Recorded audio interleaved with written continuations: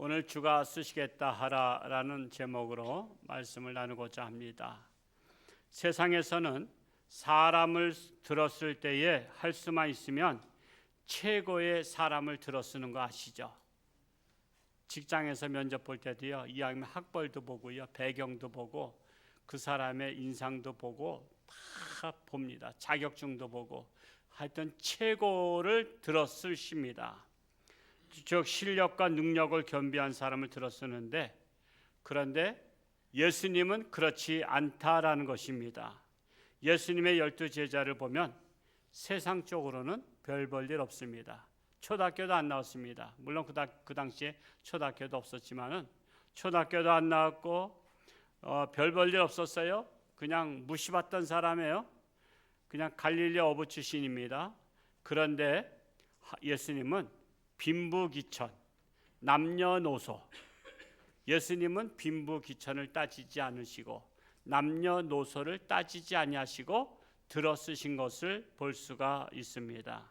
한 번은 예수님께서 예루살렘에 가까이 가서 감난산 벳박에 이르렀을 때에 예수께서 두 제자를 보내시면서 말씀을 하십니다. 오늘 첫 번째 읽었던 말씀 중에 마가복음 11장 1절과 2절을 같이 한번 읽어보겠습니다. 시작. 그들이 예루살렘에 가까이 와서 감난산 벳박에와 베다니에 이르렀을 때에 예수께서 제자 중 둘을 보내시며 이르시되 너희는 맞은편 마을로 가라.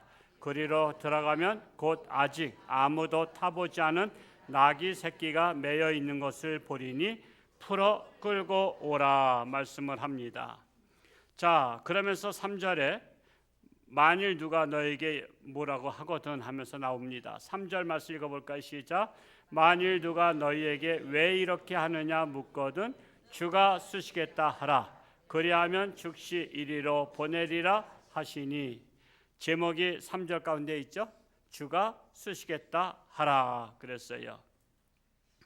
자, 예수님의 말씀대로 제자들이 가보니까 아닌 게 아니라 나귀 새끼가 문 앞 거리에 매여 있었어요. 그것을 주인에게 말도 안 하고 푸는 거예요. 예수님께서 말씀하신 대로 아무 말도 하지 않고 그냥 풀어라, 묵묵히 풀어라. 그래서 푸니까 거기 있는 사람들이 이상한 거죠. 아니 저 사람 누군데? 나귀 주인은 난데? 그러면서 푸니까 왜 남의 소를 나귀를 푸느냐라고 질문했습니다. 그러자 이에 제자들이 예수님께서 말씀하신 대로 대답을 해요. 그 말씀이 4절에서 6절에 나와 있어요. 4절에서 6절 말씀을 또 한번 읽어볼까요? 시작.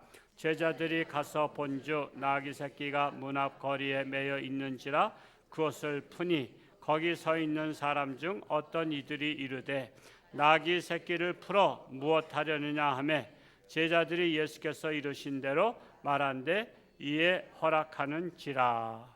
자, 우리는 이 사건을 통해서 하나님이 사람을 들어 쓰시는 방법, 내지는 하나님의 아들 예수님께서 사람을 들어 쓰시는 방법은 우리 인간들의 생각과 전혀 다르다라는 것을 발견할 수가 있다라는 것입니다. 자, 그러면 첫째로 하나님께서 들어 쓰시는 사람은 어떤 사람인가? 한번 성경에서 사례를 보겠습니다. 하나님이 들어 쓰는 사람의 사례. 첫 번째로 하나님은 애굽의 총리로 제수인 요셉을 들어 쓰십니다. 자, 요셉의 신분이 어떤 거죠? 그는 형제들한테 노예로 팔려간 노예 신분입니다. 그리고 또한 그는 이랬든 저랬든 억울하지만 감옥에 간 제수의 신분입니다. 자, 사람을 들었을 때 노예 신분에 감옥 출신, 제수 출신 사람이 들어쓰기에 여러분 같으면 합당해요? 합당하지 않아요? 여러분이 기업을 하는데 정가자가 여러분 회사에 들어오겠다고 하면은 여러분 쓰겠어요? 안 쓰겠어요? 물론 써야 되겠죠. 그런데 왠지 할 수만 있으면 그렇지 않은 사람을 쓰는 게 사람들의 심리입니다. 할 수만 있으면 더 좋은 사람, 무흠, 그런 흠결이 없는 사람을 쓰려고 하는 게 사람의 본능이죠. 자, 그런데 요셉은 이랬든 저랬든 노예 신분에다가 제수의 신분이었습니다. 그래서 초등학교도 나오지 못했어요. 그런데 애굽의 애굽의 그 나라, 그 당시에는 가장 큰 나라입니다. 애굽이 그 팔레스타인에서. 근데 가장 큰 나라에 인재가 없을까요? 여러분, 어떤 나라나 큰 나라는요, 날고 기는 인재들이 많습니다. 날고 기는 인재들이 많음에도 불구하고 바로 왕이 자기의 꿈을 해석할 수 있는 능력 있는 사람, 그리고 대안을 제시할 수 있는 사람, 이런 사람을 뽑으려고 하니까 거기에 날고 기는 사람들도 속수무책이요. 바로 왕의 그 꿈을 해석하고 대안을 제시할 수 있는 사람이 없어요. 그랬을 때 요셉이, 술 맡은 관원장이 요셉이 생각나서 요셉을 추천하죠. 그 어떤 사람이냐 했더니 그는 노예 출신에다가 또 제수 출신입니다. 지금도 감옥에 있습니다. 그러면 왕이 만나기에 이게 별로 이미지가 좋아요, 안 좋아요? 노예 출신에다가 제수 출신이면 별로 이미지 안 좋아. 그럼에도 불구하고 바로 왕이 그를 데려와 봐라. 그래서 데려와서 자, 네가 한번 대안을 제시해 봐라 했더니 앞으로 이 시대의 꿈은, 이제 꿈을 해석해 주죠. 앞으로 7년 동안 풍년이 듭니다. 그럴 때 흥청망청 쓰지 마시고 창고를 지역마다 지어서 5분의 1씩 저장했다가, 곡식을 저장했다가 또 앞으로 7년 동안 흉년이 듭니다. 그랬을 때 그것을 풀어서 모든 국민들이 하나도 굶어 죽지 않게 하십시오. 그러니까 이거 뭐죠 이게? 아유, 뭐 바로 너다. 네가 국무총리하라. 그래서 그때 졸지에 요셉을 애굽의 국무총리로 들어쓰는 거예요. 여러분, 사람은요, 대안을 제시하는 지도자가 필요한 거예요. 여러분, 남들 못할 때 말할 수는 있어. 뭐도 못하고. 여러분, 비난만 하는 사람은 정말 그 사람은 지도자가 아니에요. 앞으로 여러분 나라에서 지도자 뽑을 때 남을 계속 비난하는 사람은 자기 대안이 없기 때문에 남을 비난해서 남을 밟고 올라서는 사람이야. 여러분, 잘 나갈 때 조심하시기 바랍니다. 여러분, 잘 나갈 때 흥청망청 써가지고서는 망한 사람들 많죠? 잘 나갈 때. 그래서 옛날에 금송아지 있다 소리 하잖아요. 그게 무슨 소용이 있어? 옛날에 잘 먹고 잘 살았대. 근데 지금은 왜 쪽박 찾냐 말이야. 그래서 하나님이 쓰신 사람은 잘 나간 사람 쓰는 게 아니라 못 나가는 사람, 노예 출신, 제수 출신, 감옥에 가 있는 사람, 앞길이 막막한 사람, 그런 사람을 들어서 위대한 지도자로 세우셨다라는 사실입니다. 두 번째로, 하나님은 말을 잘못하는 사람도 썼어요. 말을 잘못한 사람. 출애굽기 4장 10절에 보면 그 말을 잘못한 사람이 모세예요. 이 모세가 하나님께 아뢰되, 오 주여, 나는 본래 말을 잘하지 못하는 자니이다. 주께서 주의 종에게 명령하신 후에도 역시 나는 그러하니 입이 뻣뻣하고 혀가 둔한 자다. 입이 뻣뻣하는 게 뭐죠? 어떤 사람은 입에 기름칠한 것처럼 말이 잘잘 나온 사람이 있어. 홍천주 함께 이민수 목사처럼. 근데 믿을 게 못 돼.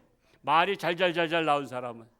근데 모세는 입이 뻣뻣해. 뻣뻣하면 말이 제대로 돼, 안 돼? 말이 안 되는 거야. 그래서 모세는 하나님 잘못 골랐어요. 나 가서 애굽에 가서 바로왕 앞에서 말하려면 얼어가지고 입이 가뜩이나 뻣뻣한 데다가 데데데데 하면은 이거 되겠어요? 말 잘하는 사람 보내요. 근데요, 하나님은 말 잘하는 사람 지도자 세우면요, 그래서 문제가 많아. 여러분, 옛날에 제2차 세계대전을 일으켰던 아돌프 히틀러가 말을 얼마나 잘하는지, 그가 말하면 모든 사람이 그냥 열광을 했어요. 열광을 했어. 그 사람이 말을 하면은 온 국민이 막 미쳐버렸어. 거기에 매료된 거야. 매료됐어. 그래서 우리가 세계화를 해야 되자, 세계화를 해야 된다면서 전쟁을 일으켰어. 거기에 독일 사람들은 다 히틀러의 말을 듣고, 근데요, 거기도 하나님 믿는 기독교야. 근데도 정신 못 차렸어. 목사를 비롯해서 모든 기독교 지도자들도 하이 히틀러라면서 히틀러가 우리나라의 희망이라고. 그래서 전쟁을 일으켰다가 전쟁에서 지면서 쑥대밭이 됐죠. 자기 나라의 지도자가 유태인을 600만 명씩이나 죽인 것을 그들은 몰라. 자기네 지도자가 좋은 지도자인 줄 알았어. 전쟁이 끝나고 나서 당신네 지도자 히틀러가 이렇게 사람을 죽였다더니 안 믿었어. 그래서 현장을 가보자 그랬어. 그래서 기독교인인 독일 사람들, 국민들을 아우슈비츠 그 수용소에 데려갔더니 갈 때는 깔깔거리면서들 갔는데 가서 보니까 이거는 사람들을 완전히 이건 쓰레기 처리한 거, 쓰레기 처리. 여러분 600만 명을 쓰레기 처리했다는 거, 이거 그래서 들어갈 때 웃으면서 들어갔다가 독일 국민들이 나올 때는 눈물을 흘리면서 나왔어. 우리의 지도자, 우리의 희망의 지도자가 그렇게 악랄한 지도자였느냐? 그래서 그 다음에 저 독일에서 어떤 대통령인가 총리인가요? 그 사람은 폴란드에 갔을 때 국립묘지 가서 무릎을 꿇었어. 다른 나라 대통령이 무릎을 꿇고 참배하는 거는 별로 있는 일이 아니야. 그런데도 그 나라 지도자가 무릎을 꿇고 참회했어. 그런 바람에 독일을 용서했던 거야. 근데 일본은 무릎을 안 꿇잖아. 지금까지도 뻔뻔하잖아. 그냥 나라라도 다 달라. 여러분 말 잘하는 사람 믿지 마세요. 홍천중학교 목사도 믿지 말든지 알아서 하세요. 그러니까 입이 뻣뻣하고 나는 말이 둔합니다 했던 모세를 하나님이 고쳐 쓰신 거야. 고쳐 쓰셨어. 저도 오해하시면 안 돼요. 저도 어렸을 때는요, 말이 지금 발음이 좀 정확하지가 않아가지고 저 놀림 당했어요. 너는 왜 이렇게 말이 그렇게 저기 하냐? 그리고 코맹맹이 소리 하냐? 그러면서 저 놀림 당해가지고요, 대인 공포증이 있어서 사람 두세 사람만 모이면 거기서 말을 못하고 도망갔던 사람이에요. 그냥 저도 하나님이 고쳐 쓰신 거야. 하나님이 저를 고쳤을 테니까 군대 가서 하사관 학교 가서 남들 앞에 지도자로 설레니까 제가 배짱이 없으니까 하나님이 저를 죽어라 때리게 하셨어. 그래가지고 저는 군대 제대할 동안에 1000대 이상 맞은 사람이야. 그러니까 악이 생겼어. 악이 생기니까 병사들이 무섭지가 않아. 그냥 뭐라 하면 내가 그냥 가서 좁혀는 거야. 신학생 주신이. 그래가지고 하나님이 나를 그냥 대인 공포증을 제가 군대 가서 저를 고쳐주신 거야. 그러니까 하나님이 쓰신 거는요, 애초부터 말 잘하는 사람을 쓰는 게 아니라 말을 못하고 입이 뻣뻣하고 그냥 자신감이 없고 그냥 열등감에 빠졌던 모세를 하나님께서 성령의 불벼락을 맞게 해서 그를 강하고 담대하게 해서 쓰신다는 사실이에요. 그러니까 여러분, 나는 잘 나서지 못하고 말도 잘 못하고 그런 분들은 하나님이 쓰시기에 딱 좋은 사람이다 라는 사실을 아시기 바랍니다. 세 번째로 어린 소년 다윗은요, 전쟁터에 형들을 면회 갔다가 블레셋 골리앗 장군이 큰 소리 치고 있잖아. 너희 장군 나와, 쌈 잘한 장군 나와, 나랑 맞짱 뜨자.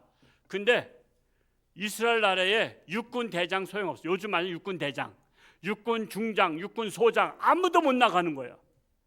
여러분, 어떤 나라와 싸울 때 대표들이 나가서 희생정신을 발휘해야 되는데 이스라엘 나라에 아무도 골리앗 앞에 나와 싸울 수 없대. 근데 마침 다윗이 청소년인데 형 2명이 군대에 입대해서 전쟁에. 그러니까 아버지가 얼마나 걱정되겠어요, 그렇죠? 이 아들들이 죽었는지 살았는지. 옛날엔 스마트폰도 없잖아.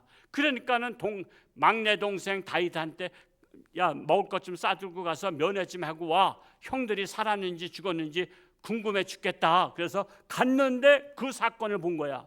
그러면서 막 하나님을 막 저주하고 하나님을 빙정대고, 야, 너희들이 하나님 믿어? 하나님이 살아있으면 한번 덤벼봐. 하나님 이름을 덤벼봐. 내가 하나님부터 다 죽여버릴게. 그러니까 모독을 받는 거야. 그러니까 다윗이 청소년임에도 불구하고 의기탱천해가지고 그냥, 아니 저는 자식이 하나님을 욕해?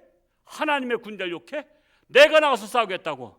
그래서 청소년 10살 밖에 안 된 다윗이 나가서 싸우려고 하니까 사울왕이 내 옷 입고 나가. 그래서 사울 왕이 갑옷을 입히니까 얼마나 키가 작았으면 갑옷이 땅에 질질 끌려. 옷이 안 맞아. 어린애한테 안 맞죠. 그리고 내 칼 가지고 나가 했더니 사울 왕의 칼을 사울 왕은 이렇게 쓸 수 있는데 자기가 두니까 두 손으로 들어도 안 들려. 그 정도로 칼이 무거워. 그래서 질질 끌고 가려고 하다 보니까 아유, 내가 이 칼 가지고 못 싸우겠습니다. 이 갑옷 질질 끌려서 못 하겠습니다. 아예 이 갑옷 벗겠습니다. 이 칼 내버려 주세요. 그럼 뭐 가지고 싸울래? 짱돌 5개면 됩니다. 그 짱돌 5개 가지고 싸워서 이겼잖아. 하나님은 약한 자를 들어서 강하게 쓰시는 하나님이시다 라는 사실입니다. 네 번째로 예수님은 당시에 인정받지 못하고 배우지 못한 사람들을 12 제자로 들어쓰셔서 세계 복음화에 앞장서도록 제자 훈련을 시켜서 쓰셨다는 사실입니다. 다섯 번째로 예수님은 오늘 말씀 나귀 중에서도 튼튼한 어미를 사용하지 않으시고 어린 나귀 새끼를 들어쓰셨어요. 어린 나귀 새끼. 상식적으로 어린 나귀 새끼는 어른이 타면 어떻게 될까요? 잘 걸어갈까요? 주저앉을까요? 여러분, 우리가 나귀를 잘 못 봐서 그랬는데 그냥 송아지라고 생각하면 돼요. 송아지. 우리 송아지 수준의 송아지를 내가 탔다면 어떻게 될까? 잘 갈까? 주저앉지. 제가 옛날에 우리 노예에서 선교부에서 박선 선교사를 갔다가 따가이라는 화산섬이 있어. 따가이. 배를 타고 들어가는데 화산이 나서 바다가 생긴 거야. 근데 그 바다 안에 또 산이 있어. 그 산 위에 또 화산이 또 있어서 또 연못이 또 있어. 아주 희한한 섬이에요. 그 따가이 섬을 들어가 보자. 그래서 들어갔어. 이제 조그만 여객선 타고서는 우리 노예 목사님 장로님들이 타고서 들어갔는데 내가 항상 뭐든지 앞장서잖아요. 그래서 배에서도 앞장서서 내렸어. 그래서 내렸더니 당나귀죠. 당나귀가 여러 대를 가지고 사람들이 와서 한 사람씩 태워서 그 화산섬 위에까지 올라가는 거야. 이제 산이 아주 가파르니까 나귀 타고 올라가는 거야. 근데 내가 제일 먼저 내렸으니까 나부터 타야 되잖아. 근데 나귀 주인들이 나를 태울 생각 안 하고 저쪽에 있는 사람들, 딴 사람들 컴온 하면서 자꾸만 불러다가 딴 사람들 태우다 보니까 나만 남았어. 이거 어떻게 된 거야? 내가 제일 먼저 내렸는데. 그래서 이제 가이드한테 나 어떻게 된 거냐 했더니 딱 눈치챘어, 가이드가. 그래가서는 이 나귀에 남은 사람 중에서 야단을 치는 거야. 사람을 가려서 태우면 어떻게 했냐고 그런 것 같아. 내가 따갈로그어를 모르지만 필리핀 말이 따갈로그어라 그러거든요. 그 말은 모르지만 야단치면서 딱 그러는 게 왜 이 사람 안 태웠냐 그런 것 같아. 그러니까 그 사람들이 어쩔 수 없이 나 하나 남았으니까 누군가가 하나 날 태워. 그냥 얼굴이 일그러졌어. 얼굴이 일그러지면서 날 태워서 왜 나를 그렇게 태우기를 싫어했을까 가만 생각해보니까 내가 체격이 90kg가 넘어. 이건 일곱 비밀인데 잘 90kg가 넘어. 그래서 나를 태우면은 나귀가 올라가다가 발이 삐끗하거나 잘못되면은 자기 손해잖아. 그래서 날씬한 사람만 태우려고 했던 거야. 날씬한 사람만 자기가 태우려고 했다가 나중엔 제일 뚱뚱한 나만 남은 거야. 그러면서 가이드가 그런 거 올라가고 나면 모든 경비는 다 지출했으니까 나중에 내릴 때 수고했다고 $1 주면 된대. 근데 이 사람이 나를 끌고 올라가면서 굉장히 불만이 많은지 나한테 말은 안 통하니까 뭔가 시버렁거려. 그래서 무슨 말인지 시버렁 그러면서 먹으러 가면서 $2 나 $2만 이해해. 그래서 $2 그런가 시버렁하다 $2. 그래서 그러니까 원래 $1 주라고 그랬는데 이 사람은 나한테 특별히 $2를 달라고 하는구나. 그래서 제가 그 사람한테 $2를 줬어. 그랬더니 얼굴이 조금 펴지더라고. 얼굴이.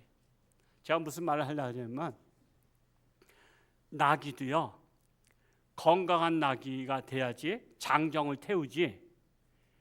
나귀가 그 낙이 새끼를 갖다가 끌어오라 그러고 예수님이 타면요, 주저앉아요. 주저앉아. 그런데도 하필이면 예수님께서 뭘 몰라서 상황 파악을 못해서 낙이 새끼 끌고 오라 그랬어요? 낙이 새끼는 자기를 태워서 가기 어려운 거를 알아. 그럼에도 불구하고 예수님은 낙이 새끼를 쓰시겠다는 거야. 낙이 새끼를 어떻게 써? 예수님께서 능력 주셔서 내가 탈지라도 주저앉지 않는 새 힘을 주리라. 그래서 예수님이 들어 쓰시면 새 힘을 준다는 거예요. 능력을 준다는 거예요. 그래서 낙이 새끼가 주저앉지 않고 당당하게 내가 하나님의 아들 되었다 하면서 당당하게 그냥 사뿐사뿐 예수님을 태우고 예루살렘을 입성하신 거야.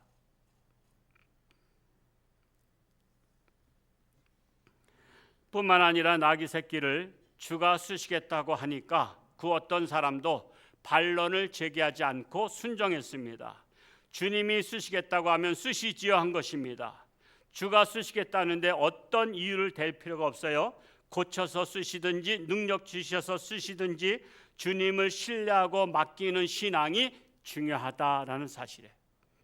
자, 두 번째로 그렇다면 나는 어떤 신앙의 자세를 갖고 있는가라는 것입니다. 자, 여러분을 세상에서 들었습니다면 쾌히 승낙하시겠습니까? 아니면 거절하겠습니까? 예를 든다면 여러분 삼성에서, 우리나라 대기업이 삼성이잖아요.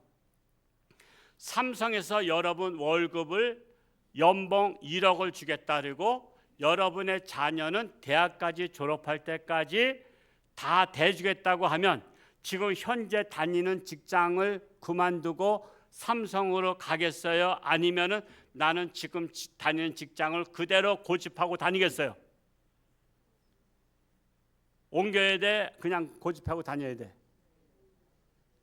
나도 내 자식 같으면 옮기라 그래. 여러분 연봉 1억이 그게 아무나 받는 거야? 삼성에서 나를 들어쓰겠다 하려면 두말 않고 사표 내고 글로 옮기는 거야. 만약에 대통령이 내 기술을 인정해서 나를 청와대에서 들어쓰겠다 하려면 내가 현재 있는 것을 버리고 글로 옮겨야 돼? 아니면 고집을 부리고 나는 연봉 3,000밖에 안 되지만 내 직장을 고수하겠어? 고수하면 바보지. 거절하면 바보죠. 옮기는 게 지혜로운 거야. 당연한 거야. 연봉 1억 주겠다는데 그거 가는 게 뭐 죄지는 것도 아니야. 내 능력을 인정해 주겠다는데 끌로 가는 것이지. 그런데 하나님이 쓰시겠다고 하면 어떻게 하시겠어요?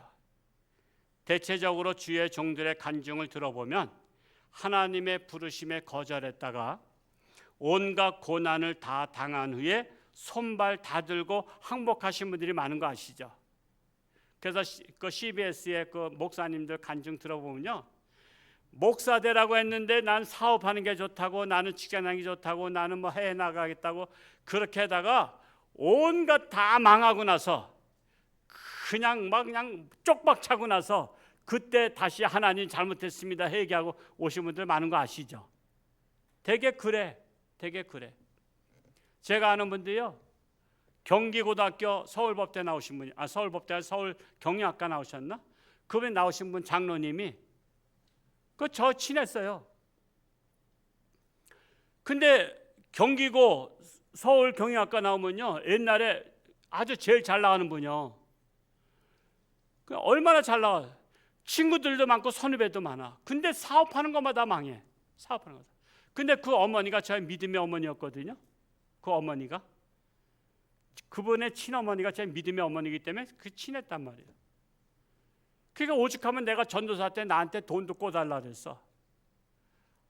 얼마나 어려우면 나한테 돈 좀 몇백만 원 꿔달았어. 내가 돈 꿔줬어. 아직까지 못 받았어. 근데 아직도 연락이 안 돼. 여러분 돈 안 갚은 사람은 연락처 안 남기는 거 아시죠? 지금도 지금 살았는지 죽었는지도 모르겠어. 저보다 연세가 많으신 분이니까. 근데 어머니가 작정했다고 내 아들 하나님의 종으로 바칩니다. 근데 아들은 불순종한 거야.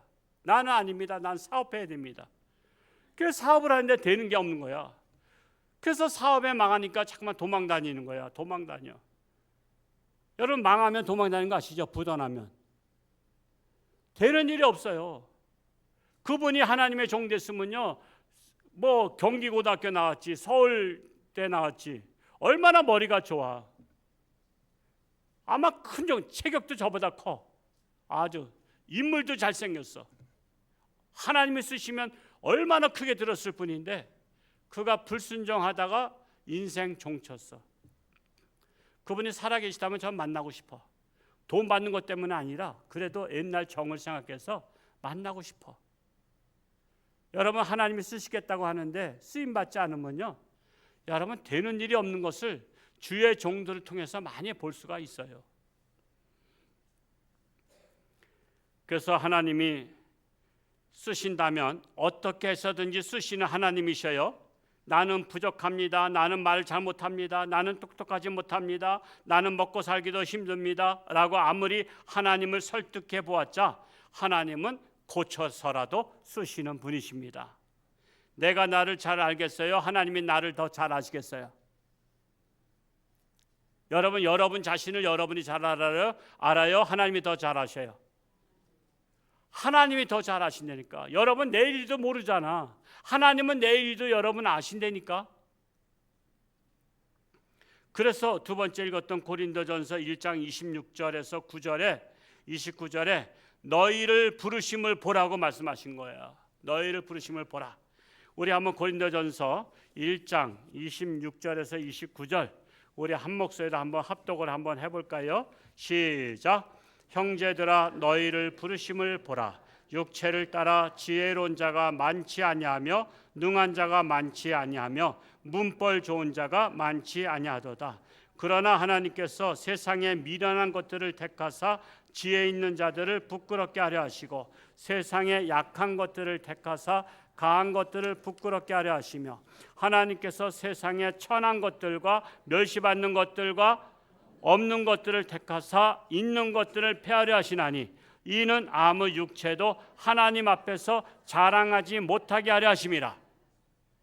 제가 이 말씀을요, 제가 영락 청년회 때 부목사 중에 윤덕수 목사님이라고 계셨어요. 그분이 저 교구 담당이었고 저한테 오셨을 때 이 말씀을 주셨어요. 저는 이 말씀 평생 간직해요. 너희를 부르심을 보라.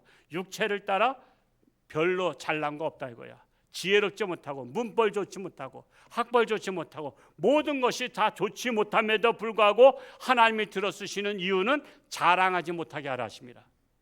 잘난 자 쓰면은요 내가 했다고 자랑해요. 내가 했다고. 근데 못난 자 들었으면요 하나님의 은혜라 그래.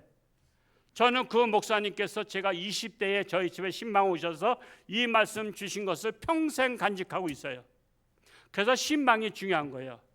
그분이 수유리교회 수유리교회 가셨다가 그분이 강북제일교회까지 그까지 교회 건축하시고 그분이 지병으로 이제 하늘나라 가셨지만은 이 말씀, 그래서 저는 교만할래 교만할 수 없어. 왜? 나는 별 볼 일 없거든. 나 같은 죄인을, 나같이 별 볼 일 없는 사람을 하나님이 들어서 쓰신 거야. 우리 하나님이 쓰는 사람은요 잘난 사람, 뭐 부자 뭐 그런 거 쓰면 문제 생겨. 왜? 교만에 빠져서 내가 잘나서 됐다고 해. 그러나 나같이 못난 사람을 들어 쓰시면 항상 겸손해. 그래서 주님이 쓰신 사람은 약한 자를 들어서 강하게 쓰시는 하나님이시다 라는 것을 우리가 알아야 된다는 사실입니다. 그래서 하나님이 기뻐하는 사람은 내가 잘났든지 못났든지 하나님이 쓰시겠다고 하면 즉시 순종하고 아멘하는 분을 들어 쓰신다는 거예요. 국가에서나 대기업에서 들었으면 그만한 대접하지 않겠어요? 그런데 하나님이 들어 쓰시면 그만한 대접 하시겠어요? 안 하시겠어요? 하나님은 안 한다고 생각하는 거야. 어떤 기업이나 대기업이나 국가에서 쓰면 대접받는다고 생각하지만 하나님이 들어 쓰는 거는 공짜로 내가 손해보면서 하는 것 같은 생각이 드는 거야. 그런데 하나님은 절대 공짜가 없다는 거 아시죠?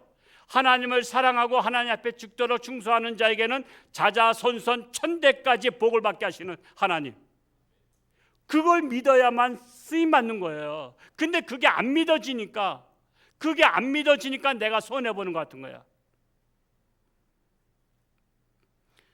그래서 주의 종을 거부하다가 코피 터진 사람이 많고, 하나님의 직분 거부하다가 생고사하는 분들이 그래서 많은 겁니다.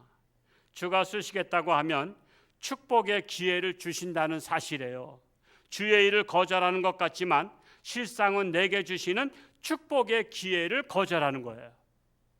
축복의 기회를 잡아야 되는 거예요. 주가 쓰시겠다고 할 때에 겸손히 쓰임받는 우리 모두가 될 수 있기를 축복합니다. 기도하겠습니다. 하나님 아버지, 감사합니다. 저희들 벌레만도 못한 인간이지만, 죄인이지만, 그럼에도 불구하고 하나님 자녀 삼아 주시고, 또한 그럼에도 불구하고 직분자 세워서 이렇게 하나님의 일을 감당할 수 있도록 인도해 주시니 감사합니다. 하나님이 들어쓰시는 자는 잘난 사람 아닙니다. 못난 사람, 나 같은 죄인을 들어쓰십니다. 약한 자를 들어쓰십니다.